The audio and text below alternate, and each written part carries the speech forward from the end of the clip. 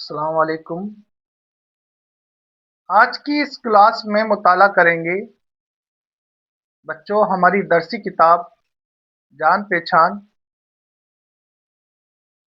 जिसका सबक नंबर 8,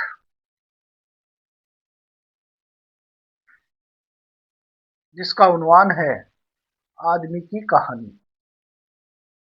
सबक का नाम क्या है? आदमी की कहानी। इस सबक को प्रोफेसर मोहम्मद मुजीब ने तहरीर किया है। किसने तहरीर किया है? मोहम्मद मुजीब ने तहरीर किया है। सबक आदमी की कहानी में आदमी की तख्लीक किस तरह से हुई है, इस दुनिया में किस तरह से इंसान की आमद हुई और किस तरह उसकी शुरुआती जो शक्ल थी वो किस तरह की थी, दुनिया किस तरह से बनी, पूरी की पूरी कहानी को प्रोफेसर मोहम्मद मुजीब ने हमारे सामने इस सबक के अंदर पेश किया है। तो शुरू करते हैं हम सबक का दूसरा हिस्सा, आदमी की कहानी। सबक जो हमारा है प्रोफेसर मोहम्मद मुजीब के ज़रिए लिखा हुआ है। सबक का जो उन्वान है वो है आदमी की कहानी, यानी कि इंसान किस तरह से वजूद में आया, किन किन तब्दीलियों के बावजूद आज जो इंसान की जो शक्ल है वो किस तरह से मौजूद है। ये साइंसदां बताते हैं, लेकिन असल जो कुरान है और हमारा जो मज़हब है उसके हिसाब से अल्लाह ने सिर्फ़ इंसान ही पैदा किया है, यानी कि इंसान को अशरफुल मखलूक़ात बनाया है, ना कि इंसान अनेक जानवरों की तब्दीलियों के बावजूद इंसान बना है, बल्कि सीधे ही अल्लाह ताला ने सबसे पहले हज़रत आदम अलैहिस्सलाम को पैदा किया, फिर उनसे अम्मा हवा को पैदा किया, और पूरी जो औलाद है बाबा आदम और अम्मा हवा की, ये पूरी दुनिया औलाद है। ये हमारा कुरान कहता है और अल्लाह ने दुनिया की तख्लीक इसी तरह से की है। लेकिन साइंसदां जो बताते हैं वो इंसान की जो तख्लीक है कि पहले ये दुनिया एक आग का गोला थी जो बिना बुझाए बुझी और बिना जलाए जली, फिर बड़े जानवर वजूद में आए, फिर उनसे छोटे जानवर वजूद में आए, फिर धीरे पानी के अंदर ज़िंदगी ने जन्म लिया, ज़िंदगी पैदा हुई, फिर पानी के अंदर से ज़िंदगी ख़त्म हुई, फिर धीरे धीरे ज़मीन पर रेंगने वाले जानवर आए। तो ये सब चीज़ें, ये ख़यालात किसके हैं? साइंसदानों के ख़यालात हैं। आगे जाकर के इंसान को साइंसदान जो बताते हैं कि पहले जो वनमानुष है, जो हम चिड़ियाघर वगैरह में देखते हैं वनमानुष को, तो ये मानते हैं कि ये इंसान के ज़ात हैं, यानी कि इंसान के पूर्वज हैं, ये साइंसदान मानते हैं। लेकिन इंसान की पैदाइश का जो सवाल है कि इंसान किस तरह से पैदा हुआ है, किस तरह से वजूद में आया है, जो हमारा जो कुरान है, हमारा जो दीन है, और अल्लाह ताला ने जो इंसान को सिर्फ डायरेक्ट पैदा किया है, यानी कि इंसान को अशरफुल मखलूक़ात ही बनाया है। और ये सबक बच्चों प्रोफेसर मोहम्मद मुजीब का लिखा हुआ सबक है। सबक को मैंने 3 हिस्सों में तकसीम किया है।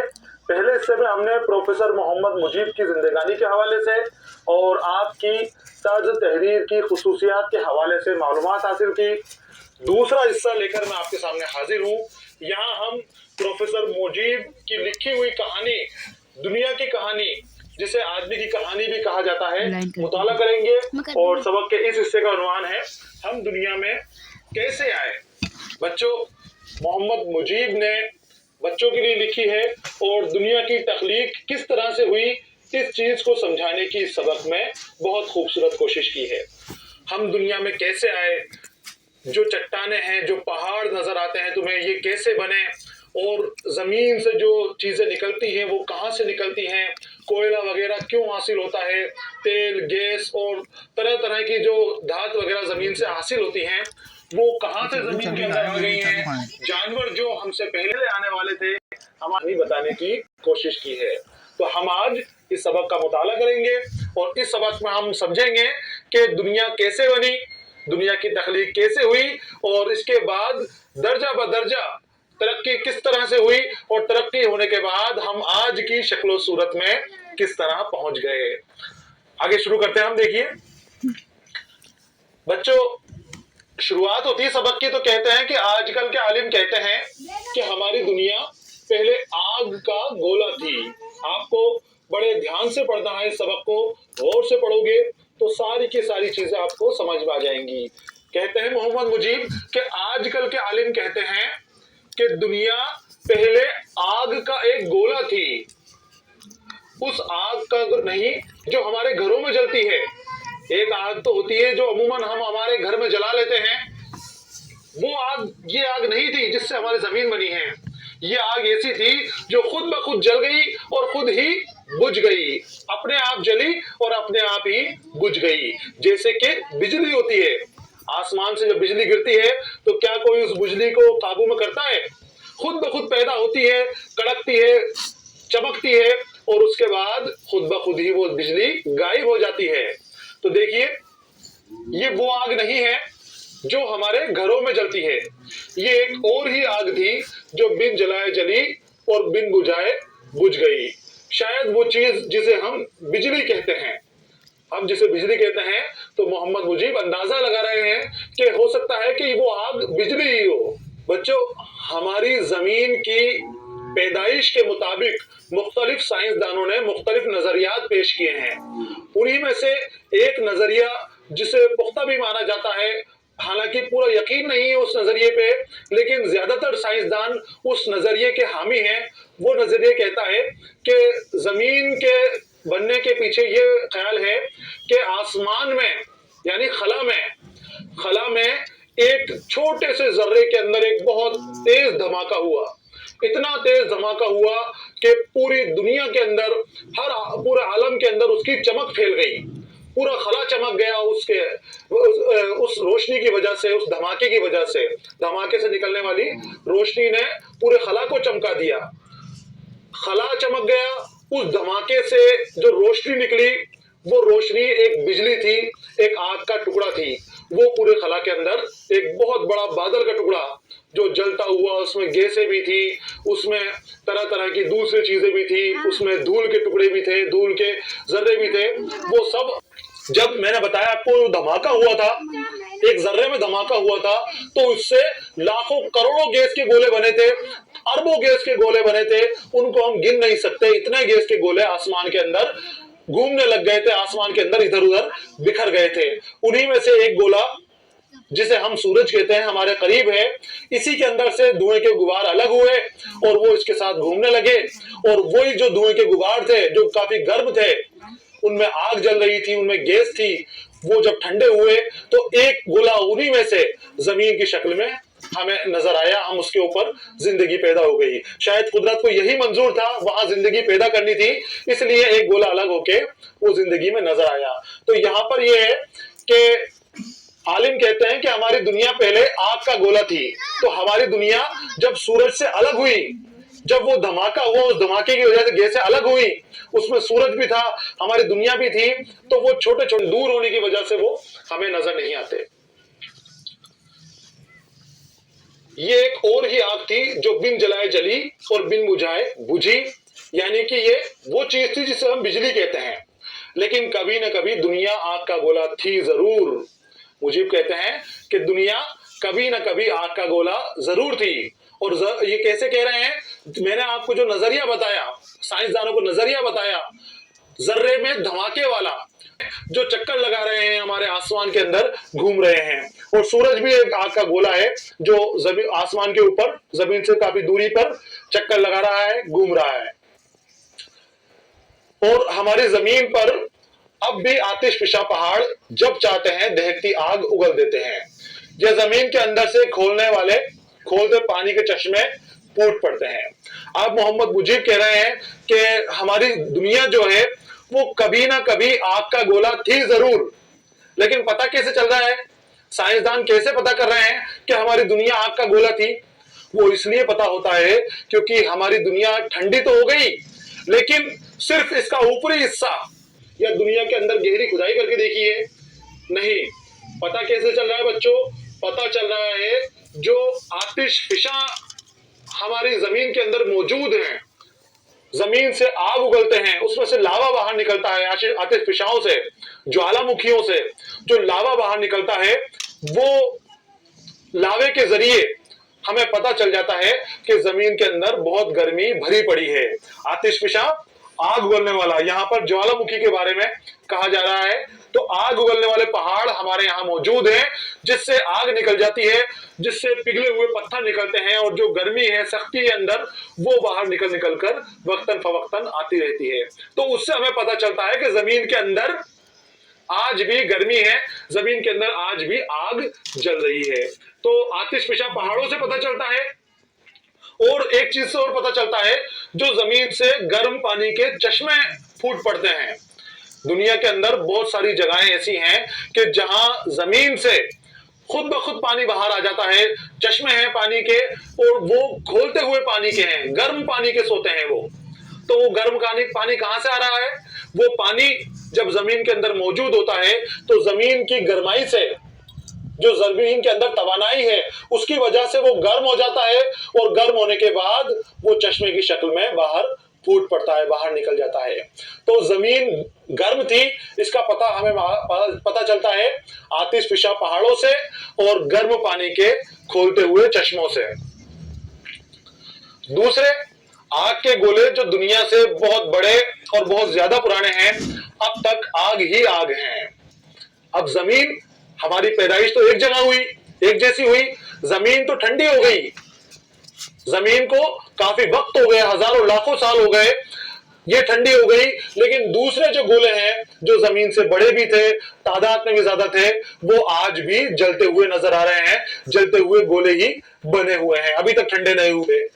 दुनिया में ये आग, पानी और जमीन क्यों बन गई, ये हमें नहीं मालूम, बस हमारी किस्मत में कुछ यही लिखा था। अब दुनिया जब ठंडी हो गई, तो यहाँ पर आग, बच्चों, ये कैसे बन गई, इसके बारे में मुजीब कहते हैं कि ये तो हमें नहीं मालूम कि दुनिया इतनी सख्त क्यों हो गई, ये गर्म गोले से ठंडी जमीन में कैसे बदल गई, लेकिन कुछ ना कुछ इसके पीछे मसलहत जरूर है।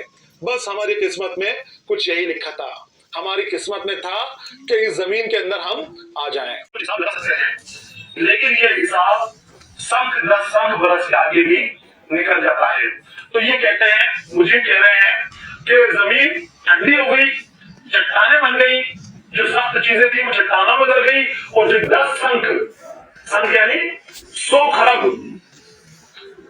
से लेकर 1000 खरब तक का हिसाब पता चल जाता है। लेकिन ये इतना लंबा हिसाब हो गया कि हमें समझ में नहीं आता। हम इसके बारे में बात करते हैं तो ये हमारी खोपड़ी में नहीं बैठता। संख 10 बरस से भी आगे निकल जाता है। बेचारे आदमी की खोपड़ी में साइंस का ये हिसाब नहीं समझ में आता। अब साइंस ने तो हिसाब लगा लिया, कंप्यूटर की मदद से वो हिसाब लगा लेता है, सुपर कंप्यूटरों के जरिए वो हिसाब लगा लेता है। लेकिन इंसान को जब कहा जाए कि 100 अरब या 1000 अरब साल पहले ये चीज मौजूद थी, तो वो सोच में पड़ जाएगा कि ये 1000 अरब साल का माने क्या हो गए, ये कितना पुराना हो गया। बच्चों बहुत सारे हो जाते हैं। संघ का मतलब है 100 अरब, 100 खरब। 100 खरब हो गए 1 लाख अरब के। 1 अरब, 100 अरब का 1 खरब होता है।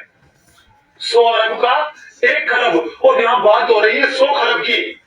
100 खरब, संख 10 संख, 100 अरब और 1000 खरब के करीब ये हिसाब चला जाता है। तो हमारी खोपड़ी के अंदर ये हिसाब नहीं बैठता, आम आदमी इसको नहीं समझ सकता। बस हमें ये ध्यान रखना है कि इंसान जो है चट्टान, तो कहीं से समुद्र की तह में जिंदगी का बीज पहुंच गया। अब दुनिया तो बन गई, जब तक वो आग का गोला थी, अचानक ये ठंडी हो गई, सख्त हो गई, यहाँ पानी में पैदा हो गया और यहाँ पर सख्त जमीन में पैदा हो गई। तब अचानक कहीं से, ये भी ना मालूम कि कहां से, पता नहीं कहां से, दुनिया में, समुद्र में जिंदगी का बीज पड़ गया। जिंदगी के बीज के माने कहीं से कोई जिंदगी की नस्ल पैदा हो गई, कोई जानदार चीज समुद्र में पैदा हो गई। तो दुनिया जब वो जो जिंदगी का बीज पहुंचा, वो कभी जरासीम की शक्ल में था, तो कुछ कभी बड़े कीड़े की शक्ल में हो गया, कभी वो और कोई शक्ल इख्तियार करता, कभी वो मछली जैसी शक्ल के अंदर आने लग गया। तो धीरे धीरे वो लाखों करोड़ों सालों वर्षों में अपनी शक्लें तब्दील करने लगा, अलग अलग शक्लों के अंदर वो होने लगा, और तादाद भी बहुत ज्यादा बढ़ने लग गई। पूरे समुद्र के अंदर वो जगह जगह पैदा हो गए, हर जगह वो मिलने लगे। आहिस्ता आहिस्ता यानी वही लाखों करोड़ों बरस में उसने पौधों और कीड़ों की सूरत में खुशकी की तरफ कदम बढ़ाया। जो जिंदगी का बीज था, तो वो कुछ जगह पर वो गाय की शक्ल में बदल गया और कई जगह पर वो कीड़ों की शक्ल में बदल गया। अब काई यानी वो दरख्तों वाली जो शुरुआत थी, वो चले खुशकी की तरफ, खुशकी यानी जमीन की तरफ, पानी से तली से खुशकी की तरफ, यानी पानी से जमीन की तरफ चले, और चलते चलते फिर उन्होंने वहां अपने कदम जमाने शुरू किए। पानी के बगैर यानी सांस लेकर जिंदा रहने की सलाहियत पैदा की। तो सबसे पहले उन्होंने अपने अंदर क्या तब्दीली की, उन जो जानवर थे, ये बच्चों एक दिन में या 2 दिन में नहीं हुआ, साल 2 साल में नहीं हुआ, हर काम में लाखों करोड़ों साल लगे हैं। ये दुनिया एक दिन में नहीं बन गई, धीरे धीरे बनी है, बराह रास्त बनी है। अल्लाह ने इसे बनाया है, लेकिन बराह रास्त बनाया है, अचानक कुछ भी नहीं हुआ।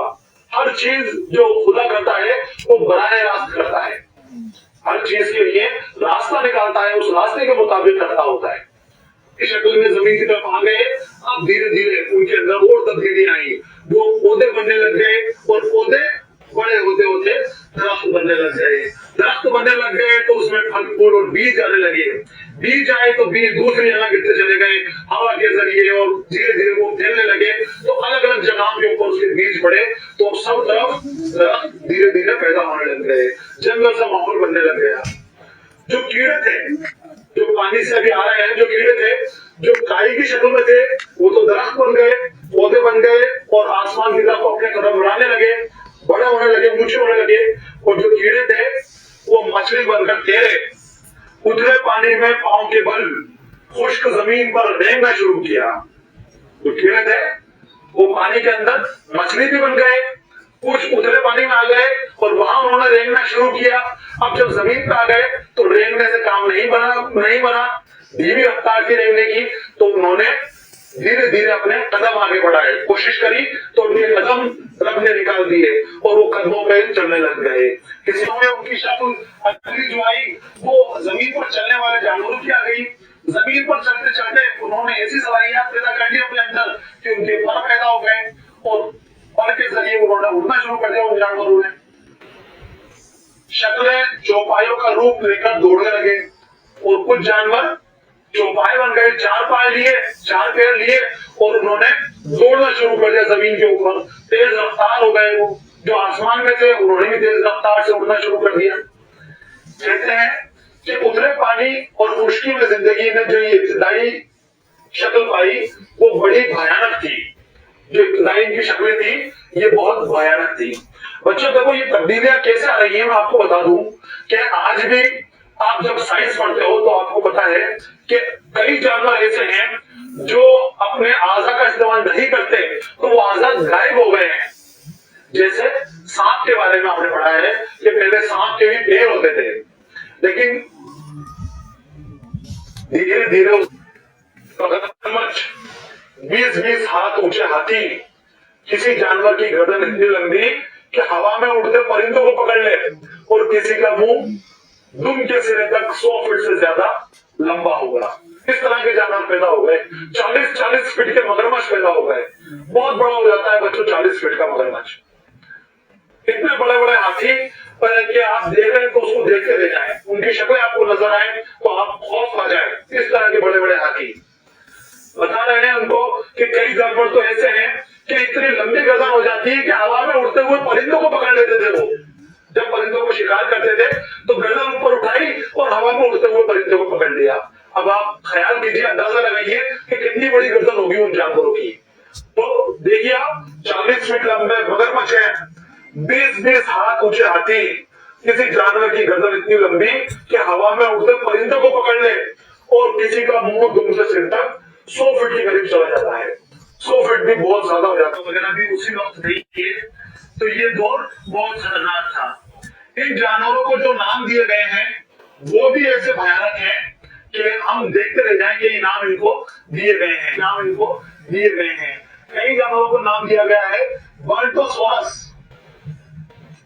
बर्टोसोरस, ये जो जानवर आपको नजर आ रहा है ना ऊंची गर्दन वाला, ये बर्टोसोरस है। डायनासोर की एक किस्म है, उस दौर में मिलती थी। इसकी गर्दन इतनी लंबी होती है कि उड़ते हुए जानवर को पकड़ने, उड़ते हुए परिंदे को अपने मुंह के अंदर पकड़ सकता है।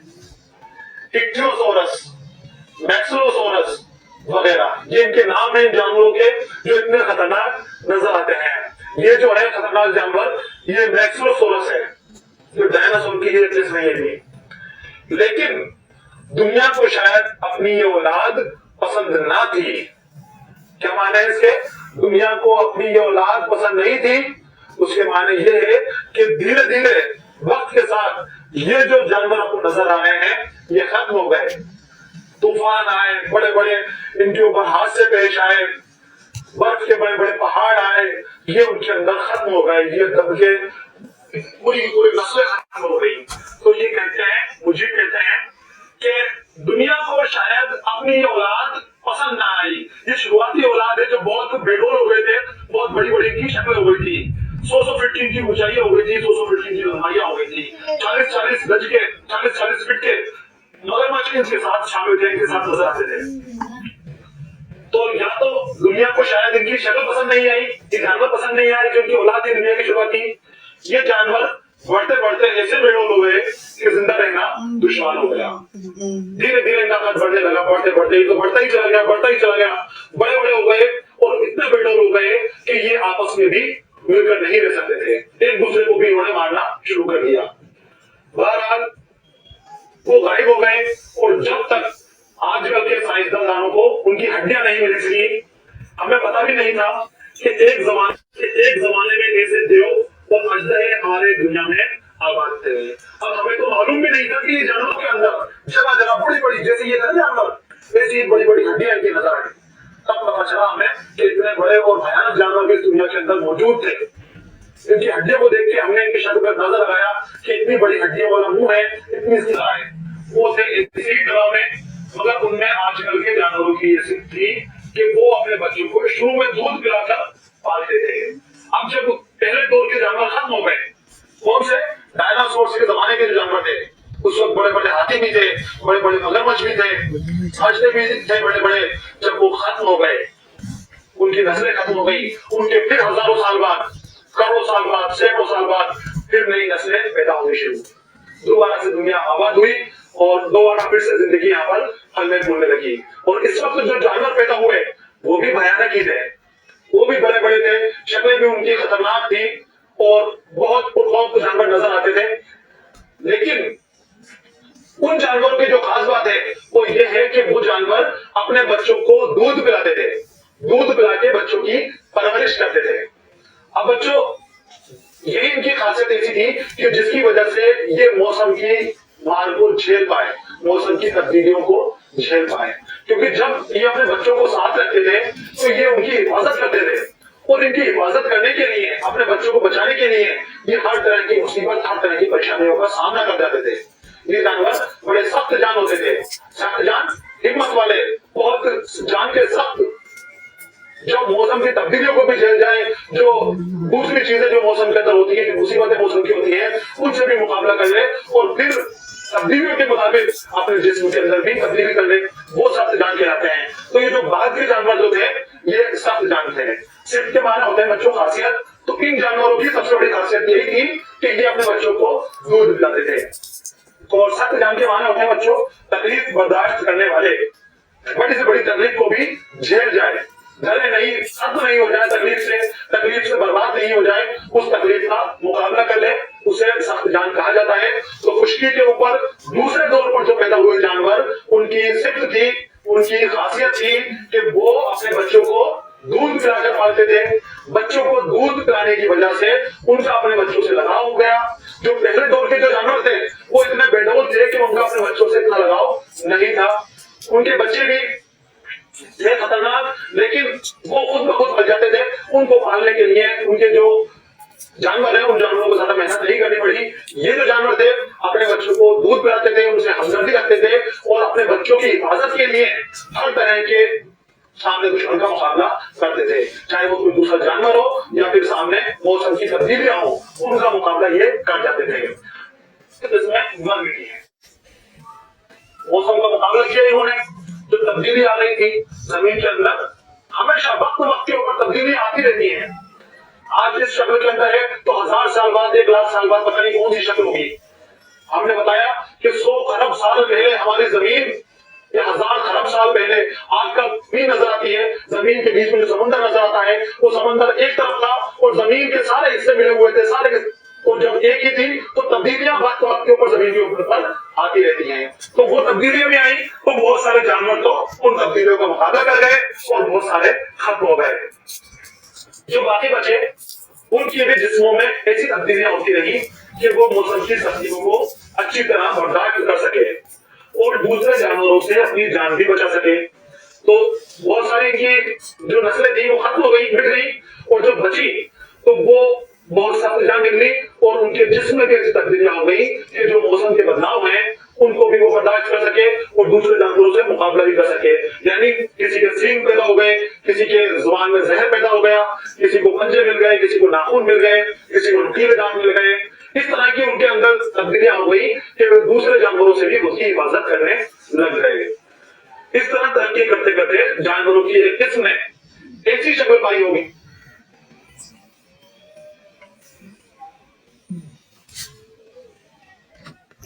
जो आदमियों की शक्ल से कुछ मिलती जुलती होगी। अब आ रहे हैं यहाँ पर इंसानों की तरफ। जब धीरे धीरे नस्ल तरक्की कर रही है तो वो तरक्की करते करते एक बार ऐसी नस्ल भी वजूद में आ गई जिनकी शक्लें इंसान से बहुत ज्यादा मिलती जुलती थी। जो हम हैं, हमारे तरह वो जो जानवर हैं नजर आने लगे। जानवरों की इस किस्म को आसानी से मनमानुस कह सकते हैं। जो शुरुआती जो नस्ल मिली है, जिस हम हमारे जैसे दिखते हैं, वो खड़े भी होते थे पैरों पर, हाथों से अपना काम करते थे, तोड़ते थे, काटते थे, चबाते थे।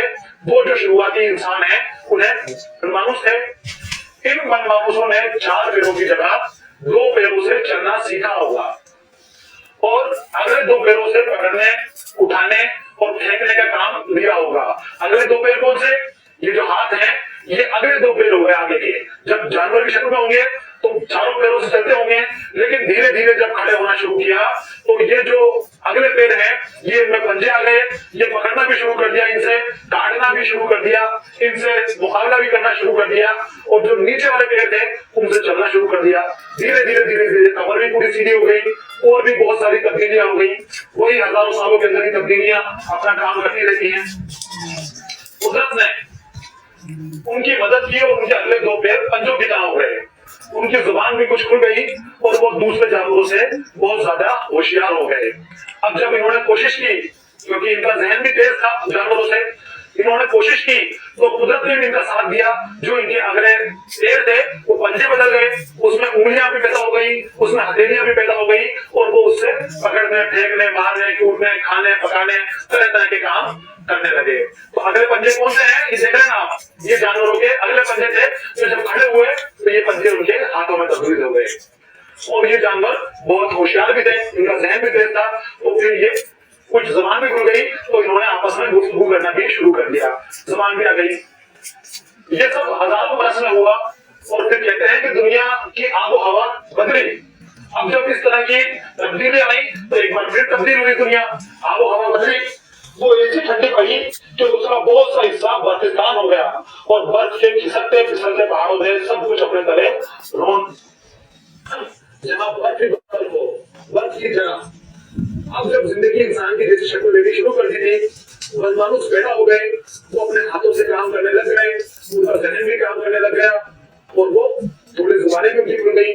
और जब वो अपना काम कर ही रहे थे कि दुनिया में फिर बदलाव आया, एक बार फिर दुनिया तब्दील हुई और इस बार फिर से हर जगह बर्फ ही बर्फ हो गई, ठंडी हो गई जमीन, हर जगह बर्फ ही बर्फ हो गई। कहीं भी आपको पानी नजर नहीं आता था और कहीं भी आपको हरियाली या जिंदगी नजर नहीं आती थी। सब कुछ बर्फ के नीचे दब गया, बर्फ के बड़े बड़े पहाड़ बन गए और वो पहाड़ खिसकने लग गए, आगे फिसलने लग गए और उनके अंदर उन पहाड़ों के नीचे ये वनमानुष भी दब गए, ये जो दूसरे जानवर थे उस वक्त जो पैदा हुए थे वो भी दब गए, और भी जो दरख्त वगैरह जो पैदा हुए थे वो भी इस बर्फ के नीचे सारे के सारे जमींदोज हो गए।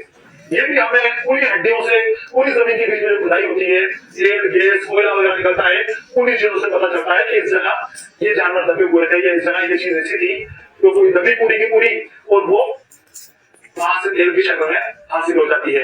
इनकी जो हड्डियां हैं आज भी पहाड़ों के बीच में जब खुदाई करते हैं तो पहाड़ों के बीच में जानवरों की हड्डियां नजर आती हैं, हड्डियां निकल जाती हैं इनकी।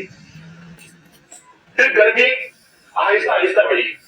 अब जब जमीन ठंडी हो गई तो फिर उसमें तब्दीली आनी शुरू की और धीरे धीरे वापस गर्मी बढ़ने लग गई। अब जब गर्मी बढ़ेगी तो फिर से जो बर्फिस्तान था वो पानी की तरफ बढ़ेगा, वो समुद्र में चला जाएगा, और जो सख्त जगह थी वहां पर फिर दरख्त पैदा हो जाएंगे जिनके बीज दब गए होंगे नीचे, जो उनके नीचे दबे हुए थे वो फिर से पैदा होंगे।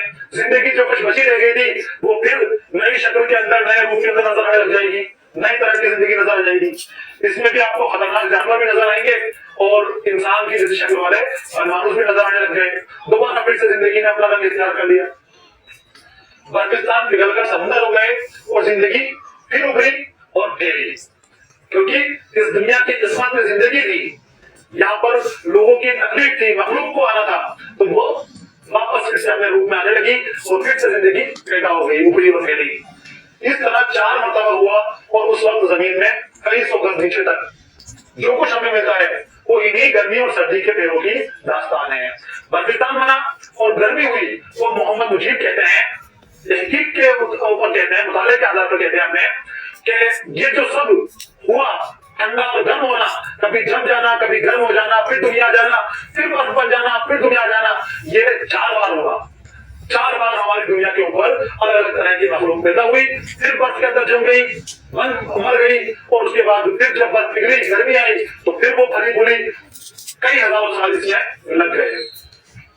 फिर पता कैसे चल रहा है? तो फिर वही कह रहे हैं कि जमीन के बीच में से आज हमें बहुत कुछ चीजें मिलती हैं, बहुत तरह तरह की चीजें हमें मिलती हैं। हमें दरख्त दबे हैं जमीन के नीचे, उनकी निशानी के बतौर, उनकी विरासत के बतौर वहां पर हमें कोयला वगैरह मिलता है। जो जानवर जो दबे उनसे जो हमें बतौर मिलता है उनकी वो तेल की शक्ल में नजर आता है, और कुछ जानवर ऐसी जगह फंसे कि जहाँ तेल नहीं है तो वहां उन जानवरों की हड्डियां हमें जमीन के नीचे से मिलती रहती हैं। इस जमाने में समझ सकते हैं कि वन मानुष का बुरा हाल हुआ होगा। तो जो वन मानुष थे जो खड़े होने लग गए थे, आपस में बातचीत करने लग गए थे, जब भी मौसम में तब्दीली आई तो इसमें उनका भी बुरा हाल था, लेकिन उन्होंने कभी अपने आप को बचाया और कभी उनकी नस्लें खत्म हो गई, क्योंकि अब वो अपने आप के अंदर तब्दीलियां कर रहे थे, अपने आप को मौसम के मुताबिक डाल रहे थे। उनमें से बाज की 1-2 हड्डियां बर्फ के नीचे और जानवरों की हड्डियों के साथ दफन हो गई और अब जमीन के अंदर बहुत दूर पड़ी हुई है। अब जब खुदाई होती है जगह जगह, साइंसदान जो होते हैं उनको पता चलता है कि इस जगह हो सकता है कि जानवर हो, उस जगह जिंदगी हो, वो वहां खुदाई करते हैं और खुदाई के अंदर उनकी हड्डियां जानवरों की हड्डियां के साथ मिली हुई दबी हुई नजर आती हैं, जिससे हम अंदाजा लगा सकते हैं कि वो करोड़ या लाख बरस पहले आबाद थे और उनके जमाने में जमीन की क्या सूरत थी। लेकिन उन्होंने इस दौरान में शायद 2-4 बातें सीख ली थी जो बहुत काम की थी। अब जब तब्दीली आ रही है, जमीन बदल रही है बार बार अपनी शक्लें, तो उन्होंने कुछ बातें सीख ली थी, कुछ काम करने उन्होंने सीख लिए थे। कैसे सीखे थे, क्या क्या काम सीखे थे? तो कहीं जंगल को जलते देखकर उन्होंने पता लगा लिया था कि आग कैसे जलाते हैं, और फिर वो अपने कोहों और गारों में आग जलाकर तापने लगे और उसमें जानवरों को गोश्त और शायद चंद फूलों और चीजों को भूनने लगे। यानी कि जो अहम चीज है जो उन्होंने सीखी इन दौर के अंदर वो थी आग जलाना। आग जलाने के बाद बच्चों इन लोगों की, वन मानुषों की जिंदगी बहुत आसान हो गई। कुछ इस तरह के शक्ल के वो वन मानुष उस वक्त पैदा हुए थे जो मौसम की शक्तियों के मुताबिक अपने आप को बदल रहे थे। कहीं से इनको आग जलानी आ गई। अब जब आग जलाने आ गई तो इनके बहुत सारे काम आसान हो गए। दुनिया जब सर्द पड़ती थी या ठंड का मौसम होता था, ये आग जला के और ठंड से अपनी हिफाजत करते थे। आग से जंगली जानवर भी डरते थे, ये जंगली जानवरों से अपनी हिफाजत करते थे। आग से इनका जो खाना था वो अब ये पकाकर खाने लग गए, कच्चा खाना नहीं खाना पड़ता था इनको। जो जानवरों का गोश्त था उस गोश्त को ये भून कर खाने लग गए। कुछ सब्जियां भी ढूंढने के निशानात मिलते हैं। कुछ फल वगैरह भी इन्होंने वहां पर आग के ऊपर पकाए और उसके बाद खाए तो उन्हें बहुत लजीज लगे। तो जब आग का इन्होंने महसूल कर लिया आग, तो बहुत आसान जिंदगी ये गुजारने लगे। खो का मतलब होता है बच्चों गार।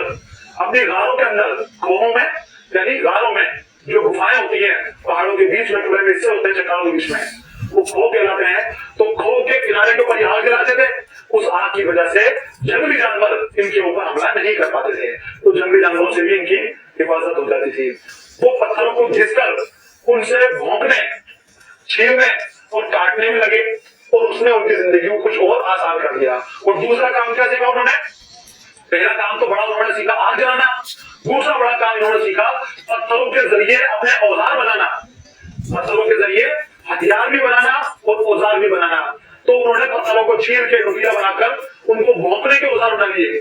जब जानवरों का शिकार करते थे तो भौंक के जानवरों को मार दिया करते थे। उनसे पत्थरों के औजारों के जरिए वो छीलते थे, काटते थे और इससे भी उनकी जिंदगी आसान हो गई। आजकल का इल्म बताता है कि हम इन्हीं वनमानुषों की औलादे हैं और जैसे जानवर करते करते वनमानुष हुए थे, वैसे ही वनमानुष आदमी हो गए।